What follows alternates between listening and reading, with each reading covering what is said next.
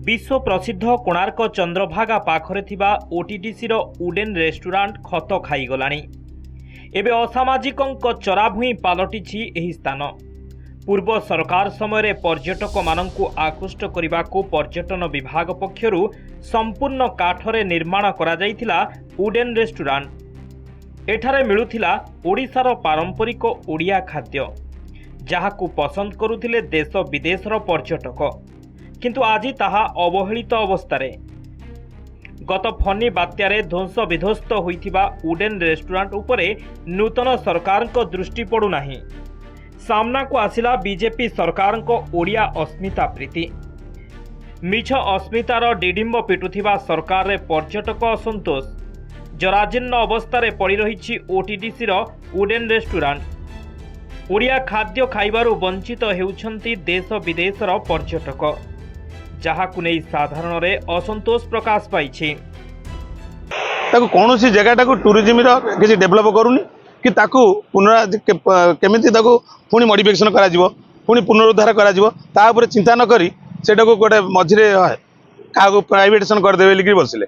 तनको से पुनी सेमिति पड़ी कि जराजीर्ण अवस्था रे पड़ी कि अछि, ता ऊपर केही नजर दउ नाहंती। ओडिसा रो खाद्य ताकु भारत वर्ष लोक मानकर बहुत पसंद। से खाद्य आज ओडिशा रे लोक माने पाई पारु नाहंती। सारा भारत वर्ष विश्व रो आसुथिबा लोक माने सुस्वाद्य खाद्य पाई से माने मध्ये उपकृत होंते, राजस्व मध्ये बढ़ंता। ओटीडीसी उडेन रेस्टोरेंट रे ओडिशार सुस्वादु खाद्य सह देशी व्यंजन पाई पारुथिले देश विदेशर पर्यटक। एथिरु भल राजस्व आय हेबा सह अनेकंकु जोगाउथिला रोजगार।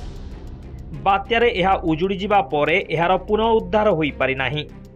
आउ दिन केईटा परे कोणार्क उत्सव आयोजन हेबाकु थिबा बेले रेस्टोरेंट बंद प्राय।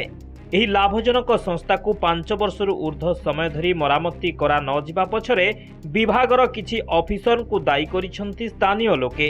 एपटे स्थानीय विधायक तुषारकांति बेहेरा एने विभागीय अधिकारी सह आलोचना करिसंती। अन्यपटे उडेन रेस्टोरेंट को खूब शीघ्र कार्यक्षम कराजिबो बोली कहिसंती पर्यटन सचिव। पर्यटन विभाग रे बर्तमान माननीय उपमुख्यमंत्री श्रीमती प्रभा त्रिपुरा दायित्व रे अछंती। तांकु मध्य मु जेतेबेले से दायित्व नेले ता परे कोणार्कर समस्त कथा तांकु अवगति निमंते जणाइछि। से प्रतिश्रुति दैछन्ती आगामी दिन रे पूर्ण संपन्न करे बोली आशा दैछन्ती, आशा वर्षा दैछन्ती। री प्लान ओटीडीसी थ्रू रे करिबु कि प्राइवेट सेक्टर कोई भलो बड़ो प्रोजेक्ट करबा था से दिगरे हमें एग्जामिन करूछु डिपार्टमेंट रे। ता पूर्व हमरो इको सेंसिटिव जोन रो जो गाइडलाइन अछि, जो हमरो सियाजेंट रो जो गाइडलाइन अच्छी, फॉरेस्ट रो जो गाइडलाइन अच्छी, सेटा को हमें एग्जामिन करी कि हमें फाइनल डिसीजन नेबा। लेकिन से जगह रो टूरिज्म पाई निश्चय विनियोग हेबा कथा से ऊपर जल्दी डिसीजन होबा। पर्यटन मानंकु आकृष्ट करुथिबा एही कोणार्क चंद्रभागार उडेन रेस्टोरेंट गत फनी बात्या ठारू जराजीर्ण अवस्था रे पड़ी रहिछि।